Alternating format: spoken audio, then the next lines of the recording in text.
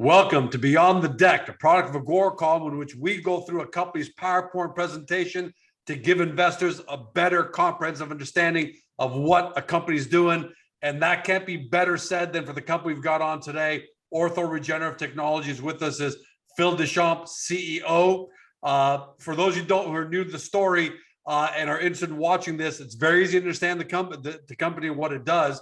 Have you or someone you know or an athlete, now they're watching playoffs for NHL, NBA, and global soccer, ever torn a muscle, rotator cuff, meniscus, cartilage? Unfortunately, I now fall into that category because my daughter, unfortunately, tore her ACL over the weekend in soccer. Well, we all think that care and repair is pretty standard, but the fact of the matter is there's a massive problem with failure rates. Rotator cuffs are anywhere from 40 to 95%, meniscus 20 to 40%, cartilage 15 to 35%. Something that's not very well known to the market. So the strong need for more effective treatments, that's where Ortho Regenerative comes in, because they have a proprietary restore technology platform that dramatically improves the success rate of orthopedic and sports medicine surgeries. And we're going to find out how through this Beyond the Deck when we go through with Phil. But suffice to say, it's a massive $10 billion market opportunity. Just rotator cuffs alone, there are 600,000 annual surgeries.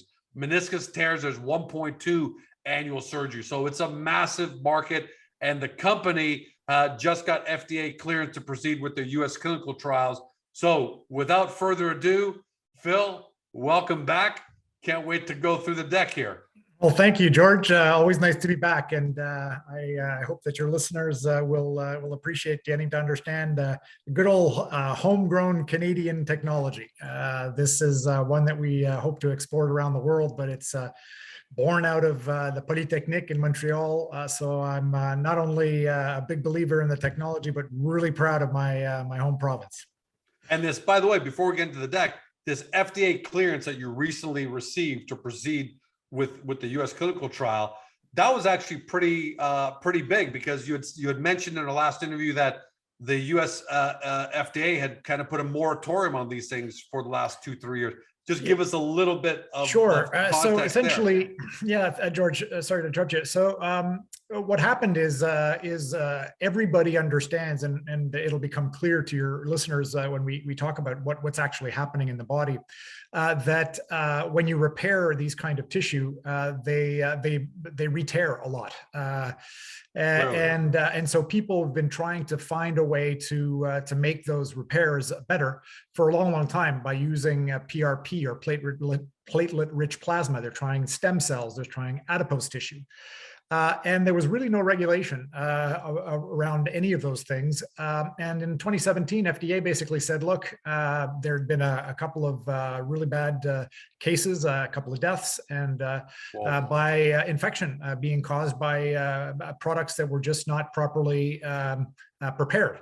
Because they all, restorative technologies, all usually combine a couple of things that, including human tissue or blood, that helps restore. And so FDA basically said, look, we're going to make these go through a biologic license application, which requires full-blown animal data. And then once the animal data comes back clean, then you do human trials, and that's what they cleared for us back in December.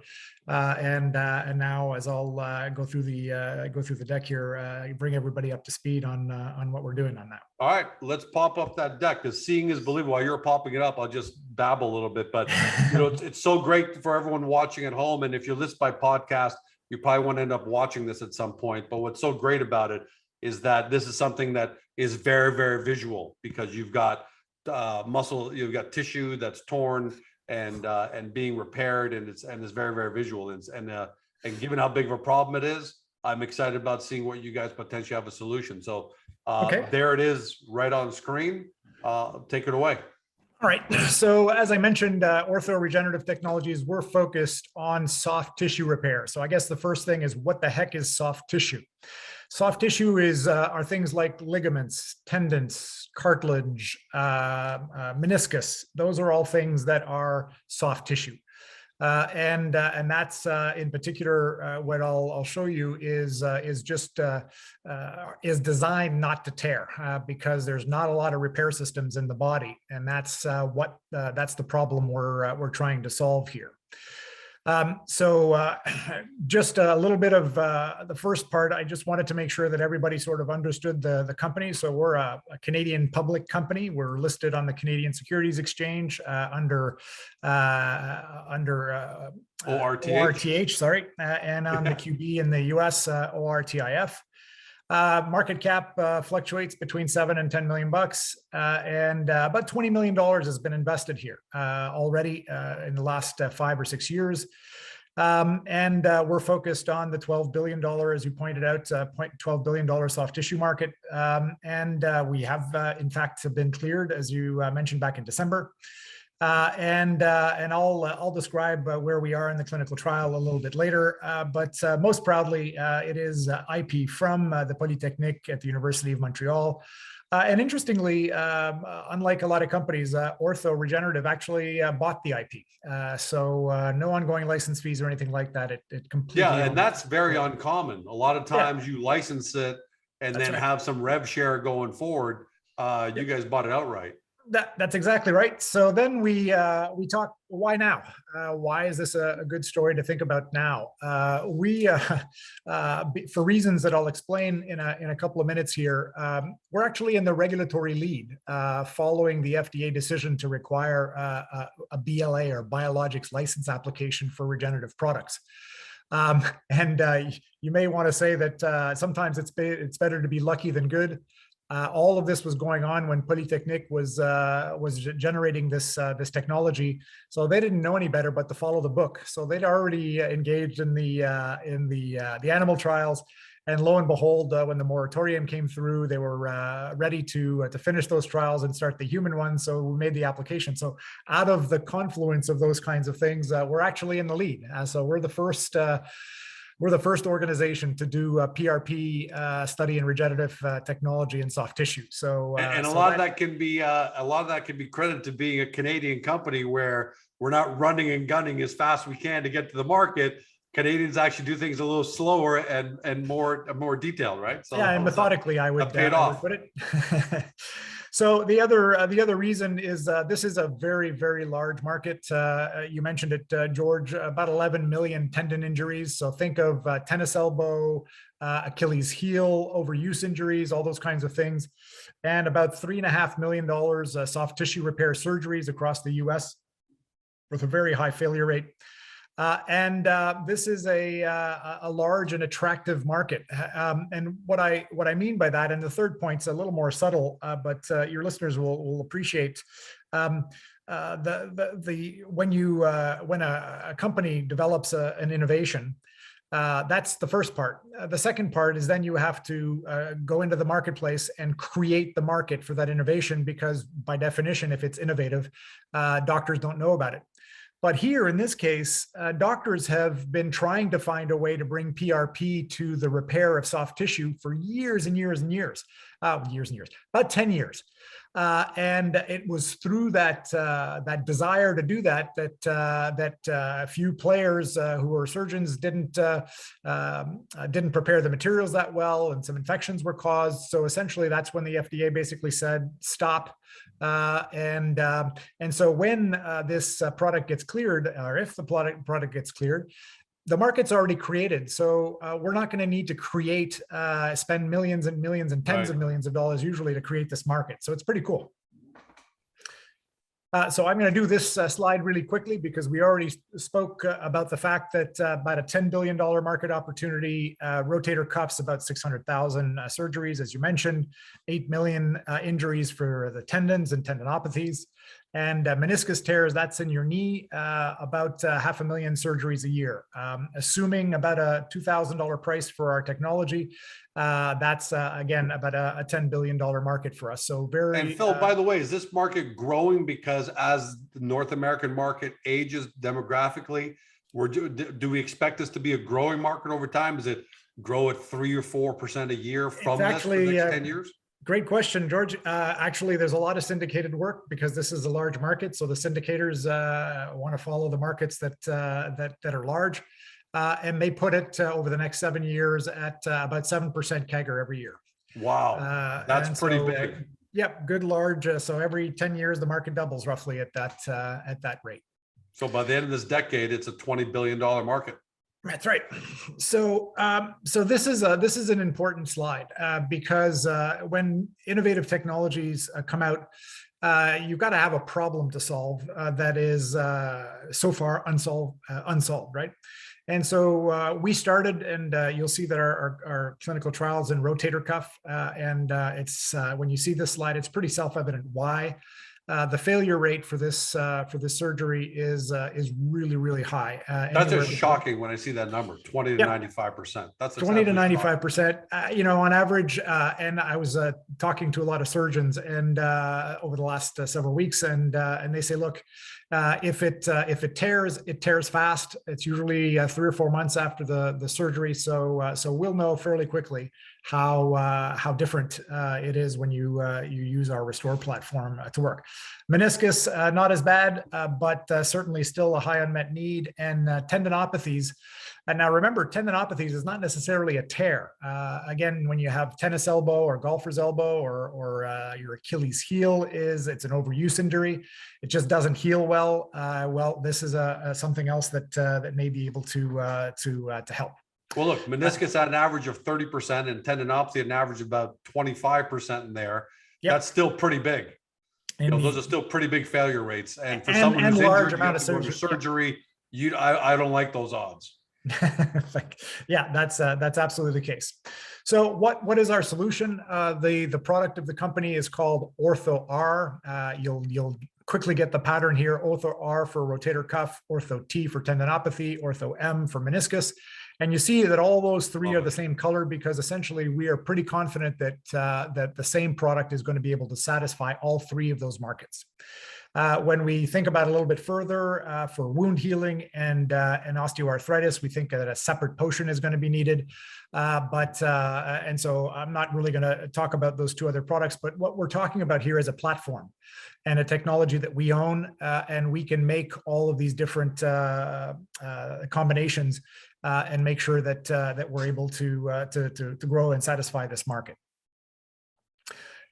So here is a really key slide for your listeners because it's not so much the words, it's the picture. When you see the picture here, you see, ooh, gosh, there's a bad tear on the right-hand picture. But what's more important to the story here is that the picture is white. So this is true color. That's the first thing you notice is it's white because its tendons and soft tissues are not vascularized. So there's no blood supply. And what role does blood play other than keeping the oxygen flowing around your body? It carries all of the repair systems of the body. So that's why doctors have been trying to bring blood first. They just actually whole blood was the first thing they tried. And then because essentially there's no vascularization. So when this repairs, so you essentially the standard of care today is just bringing the torn part together. So look at the right-hand picture. You're just sewing it together. You're going to sew it together. You're going to put anchors or staples in there. And then the standard of care is stay immobile for 4 to 6 weeks. Do not move, because that's when the tissue is starting to repair itself, and it repairs itself with scar tissue. Scar tissue is very fragile. And so that's why it's so apt to re-tear. So that is absolutely the problem in a nutshell. And I could read all the words here, but that's the picture tells 1,000 words, as they say here. That's the most important issue. And the cool part for the company is that surgeons know this. And in fact, as we're speaking right now, the American Arthroscopic Surgery Association meeting is happening, and the biologics meeting is happening in San Francisco at the same time. And my chief medical officer just wrote me an email in a presentation this morning, and the presentation headline was, "We need to bring repair systems to soft tissue." So it was music to my ears and music to our ears as the launch of the conference was done with that very question. Okay, so what is ORTHO-R? ORTHO-R is our is the product that we're talking about here, and to understand what ORTHO-R is, you have to understand what platelet-rich plasma is. So think of or PRP for everybody at yeah, home. PRP, yeah, PRP, and that's overwhelmingly, if you search PRP on the internet, that's what you're going to you're going to get a lot of hits because people have been trying to deploy this for a long time. So PRP is about 10% of your blood. It's not a particularly dense part of your blood because, as you see, it floats on top of the platelets of the red blood cells on the bottom here on this picture. And it actually contains about 5 times more platelets than other parts of the blood. And the platelets deliver things that are called fibrins and leukocytes and growth factors that are actually the repair system of the body. Just think about when you cut yourself. So you're using your own blood at the end of the day. That's the important part. That's also a really important point, George, because essentially, I'll talk about the other parts in a second here, but yes, you're using your own blood. And so what the FDA was concerned about is when the reconstitution of these products happened, you're using biologicals, you're using blood. So they wanted to make sure they were done under sterile conditions, and I'll talk about that a little bit later. So everybody understands you cut yourself. The first thing that happens is you bleed. A scab is created on on the cut. And that's what then delivers all of these repair systems. So the idea of the company is to find a way to deliver this PRP, which alone is like, it's thinner than water. So it essentially runs away. So when you inject it in the body without the ORTHO-R technology, it essentially stays on site for 3-4 hours, maximum 24 hours, and then it dissipates. So it doesn't provide a lot of the repair system. And often, if for those of you out there that have used PRP, you have to go back 3 or 4 or 5, 10 times with your physician to inject it every day because it just doesn't stay. So the idea of the technology what I found really attractive about this company and why I wanted to come in and develop this and manage it is it's elegantly simple. So chitosan is what's called a biopolymer. It's been around for 30 years. So chitosan has been proven safe. It's available and it doesn't, as I said, it's proven safe. The particular quality that chitosan has is it has a positive charge. They call it a cation. So it's a positively charged molecule, and tissue in your body is negatively charged. So positive, negative, and that's the binding mechanism. So think of the chitosan as the glue. ORTHO-R is the potion that we created. It's primarily a salt called calcium chloride. So not quite sodium chloride, which is table salt, but very, very similar. So nothing too earth-shatteringly sophisticated here. There's a couple of other products in, but principally it's salt. And what's the role of that? It's to create coagulation. So remember I said PRP is like water. So this salt in the inject it, just kind of runs off sooner or exactly. later. You got to keep, it's kind of like you got to keep basting a turkey. Status quo is you keep basting turkey because it runs off, right? That's a great way of, that's a great analogy. I'm going to use that again, George. That's a great way of putting it. So the ORTHO-R makes it paste-like. And then you add your own PRP, which you spin from your own blood just before surgery.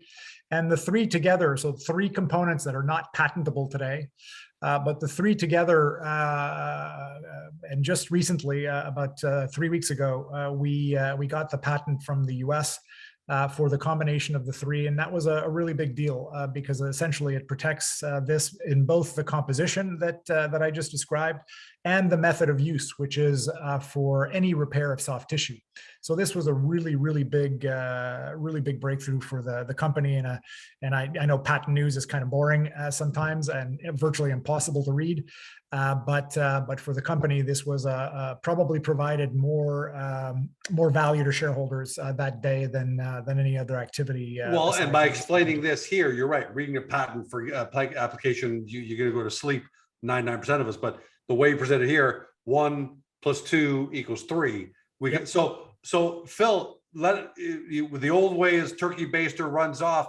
How much more effective generally, or just generally, is it with the chitosan and the polymer, elements that it's got? Great segue, George. It's like you knew about this. So essentially, what happened? But I actually didn't. I know. That's why I'm surprised. So essentially, what happens is when you're able to create this paste, have it coagulate a little bit. And so what the surgeon does is they do their regular cuff repair in this case. So they do that with the suture. And then as you see in the picture here, the ORTHO-R is delivered through a syringe. This is all done arthroscopically. So there's no invasive procedure, and it takes about 6 minutes more than the procedure itself. And then you lay the ORTHO-R on the bottom and the top of the repair, and it stays on for 6 weeks at least. That's several magnitudes. That's exactly. That sounds about 10 to 12 times longer than the status quo. That's exactly right. So that's the magic. So for 6 weeks, while the tissue is repaired, it's sucking up all of the platelets, the growth factors, leukocytes, and to repair the soft tissue. So the hope is we're going to see in humans exactly what we saw in the preclinical models. And this is a really key slide that gets all the surgeons really excited. So a normal tendon, you see the top slide. These are histology slides. So essentially, you see what the tendon looks like normally. And then when they're repaired with the standard of care. So remember, I spoke about scar tissue being formed. And when you see this, even if you're not a pathologist, you kind of recognize if anybody has a scar on their body, that's what it kind of looks like.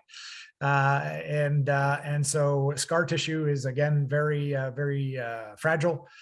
And lo and behold, the third one is the repaired tissue with ORTHO-R. And what you see is about 80% native tissue. That's never been seen before. And it looks a lot more it like looks the a lot, the non-injured tendon. That's exactly right. So that's what we're really hopeful, and what we saw in the preclinical studies, and these were sheep. And we saw that the repair was more robust. It lasted longer, and of course you can't hold sheep back, so they started running immediately after. So we'll see what happens. Well, I'm glad you brought that up. That's a really big point, because the sheep aren't the ultimate. Sheep are not the optimal patients.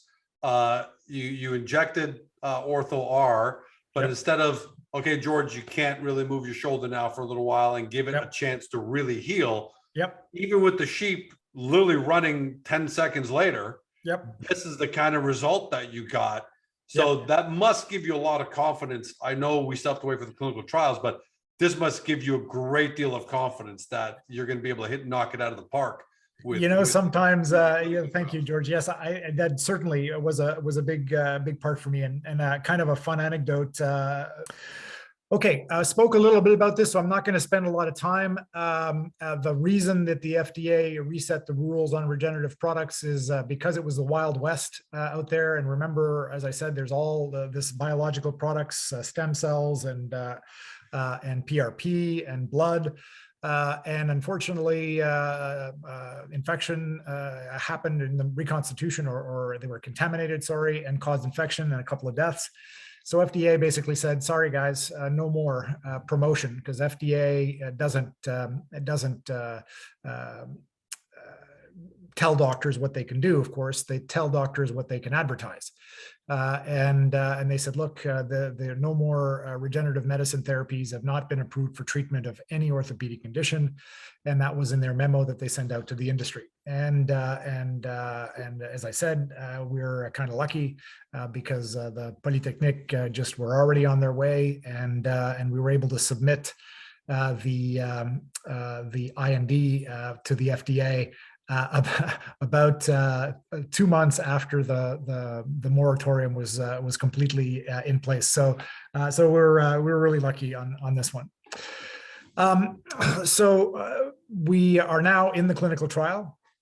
We have launched the clinical trial.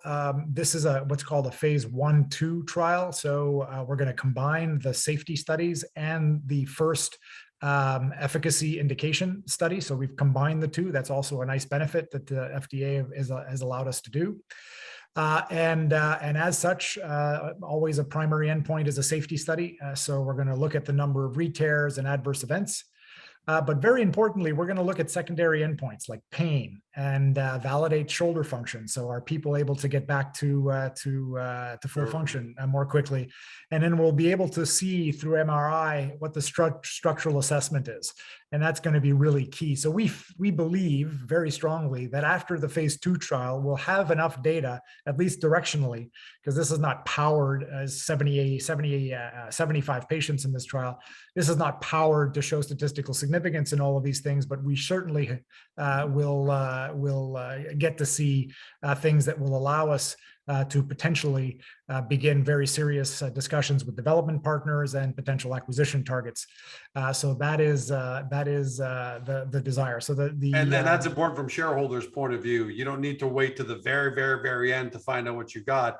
As you get through the different phases and get a lot of data in, I've got to assume some or a lot of the big players in the industry know this is happening and got to be watching because they've seen the patent, they've seen the FDA approval for the clinical trials. So I've got to presume you've attracted some pretty good attention. Well, that's a two-way street, right, George? So the large ortho companies that have all of the surgical repair tools that are used in these kinds of surgeries are well known to us too. And I certainly take it as my responsibility to make sure they know.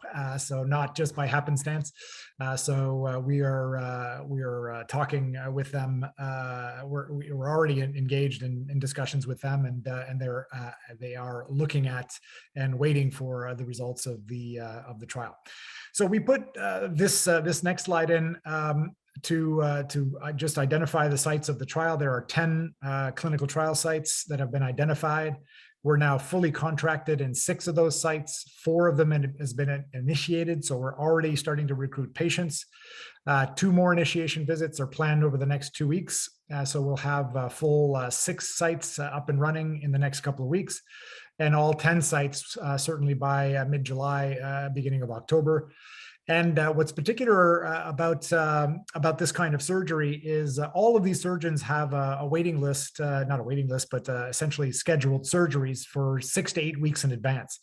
So unlike other clinical trials, all of the patients in this clinical trial are already identified, kind of thing. Right. Instead of calling in and say, anybody interested in this, the secretary can call up George, say, hey, George, you're coming in 4 weeks. Do you want to be part of this? That's exactly right, which is really comforting, really comforting for us. And so we think, with all fingers crossed, that we'll be able to recruit the trial fairly quickly, and hope that by the end of the first quarter next year, we'll have completed all of the recruiting, and then there is a 1-year follow-up in the trial.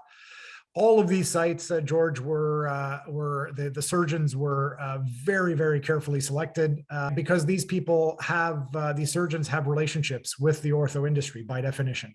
And so we're going to be able to build relationships with them, and then through their relationships with others, find ways to find a development partner. I was about to say, this is almost like a bit of a built-in marketing and awareness program as well, because if and hopefully when all this goes really well, you've already got surgeons ready to go who are going to want it, and naturally they're going to get on the proverbial phone and tell 2 friends, or going to tell 2 friends, say, hey, we got something here. So if all goes well, that should pretty much go viral. That's what we hope for, and that's my job, to make sure that every element of how we're developing this sort of creates that crescendo. So this is essentially just a summary of what I talked about. The phase 1/2 clinical trials we're going to have in the second half of 2023. That's when, way before then, so I'm already starting to have discussions with potential development partners, and so we feel pretty confident that, as you mentioned, the exit in this organization, and whether it be an exit in the traditional sense of an acquisition, or even more likely, just a development partner who wants to tag along and have first rights of refusal, will both be very big milestone and inflection points. And the latter one, I think, is actually better because it gives you time to jointly, pardon the pun, grow this market over 2 or 3 years after that and get maximum value for both of you, and including Ortho shareholders. Yeah, you're exactly right. And the other really big value inflection point here, George, that's why I think it's a particularly good time, is at the end of phase 1, the first 5 patients is the end of phase 1. At the end of phase 1, we'll be through what FDA put the moratorium on there for, right? We'll be able to prove to the FDA that there were no infections, that there were no contaminations in our process. And they will give us sometime in August of this year, they'll give us the right to continue to recruit the trial through the end. Obviously, nothing is guaranteed, and I'm not guaranteeing it'll happen, but the timing is going to be in that flavor. So the value of the organization after when we're into phase 2 starts to get really interesting, because that's when our partner conversations will intensify. And then finally, everybody likes to look at a comparator. And in our case, there's been a lot of interest in the orthopedic space. Orthopedics hasn't progressed. Whoops, I'm sorry. That's all right. Hey, it's a computer and people are going to call. It's a good thing that people are calling you. And so these are transactions over the last 8 to 5 years. And we're going to be in a position that hopefully we'll be able to build the rationale for the transactions to be there. So we're an $8-10 million company now through phase 1. I'd like to think that we're going to take a pretty nice bump, and then when it comes time to development partners, this is at least what we'll be citing as the other examples in. And you've got a pretty nice range there, anywhere from 210 million to 1.7 billion. Yep. So that's basically the story, George. That's why I think that it was really exciting for me to join the organization at this particular time. Quite frankly, I'm a little I feel a little guilty because a lot of the heavy lifting has been done. Getting the IND from the FDA was a pain in the rear. It was delayed by 5 or 6 months. More than that, I think about 7 months. Getting the sites all selected, that's all completed now. Having the Polytechnique continue to do research and be able to obtain grants through our partnership, so we get non-dilutive funding in the organization, and I get to slip in here and take some of the credit for something that other people really have built nicely. So my job is. Well, it's a great indication of your leadership that you're not trying to take all the spotlight. You're acknowledging that it's been built by a team, over time before you got there, which is a great indication of your leadership, though. Well, I appreciate that, George. It's absolutely the truth. So this has been fun. I hope your listeners get a flavor for what's happening at Ortho. And I'm going to stop sharing my screen here so we can. As people understand a little bit more, we'll be in a place that we're going to be out on the road and try to tell this story as much as we possibly can. Well, I got to tell you, that was an easy story to understand. That's the great part. I'm not going to rehash what you said because you said so perfectly. So I'm not going to butcher anything. But what I really enjoyed about that, Phil, is that at no time was I confused or lost or not sure. It's pretty straightforward. Tears, turkey baster is basically the status quo. In comes you and the ortho team with a polymer that makes it a lot more sticky, pardon the pun, and by several magnitudes lasts 4 to 6 weeks as opposed to 4 to 6 days. No, 24 hours. Or 24 hours. Yeah, that's right. Or 24. So it's very straightforward. And it's like you said, it was a pretty simple formulation, 1 + 1, the components. And you couldn't patent any of those individually, but you put 3 really smart components together and you've got a patentable, potentially paradigm shifting solution. So thanks for explaining it to us. And it's exciting. It's a big market. And the best part about it is we're all going to be impacted by this one way or another. If it's not us, it's going to be family, it's going to be friends, or our favorite athletes. So knowing that potentially this is going to be on the horizon into a massively compounded annual growth rate industry is great to know, and we really appreciate it, Phil. That was excellent. Well, thank you so much, George. Thanks for your time and your interest, and thanks in advance to all of your listeners that might want to participate in investing in our company. Yep, absolutely, and we're going to make sure a lot of them see that. But in the meantime, congratulations and thanks for joining us, Phil. All right, all the best to you. For everybody at home, you've been watching or you've been listening by podcast on Spotify, Google, Apple, your favorite podcast platform. To Philippe Deschamps, the CEO of Ortho Regenerative Technologies, trades in Canada under ORTH, for friends in the US under ORTIF. Normally at this point, I'd say, if you want to do your due diligence, get over to Agoracom and take a look at the profile page. And by the way, you can and you should. But this deck was all the due diligence you needed. If you need to go back and kind of watch a couple parts again, I think every single slide was extremely valuable. And hopefully today you discovered your next amazing, great small cap company. Thanks for joining us. Have a great day. Talk to you next time. Hey guys, this video is over, but don't forget to help your company by liking it and even leaving a comment below. And then don't forget to help yourself by subscribing to our channel and never missing another great Agoracom small cap video.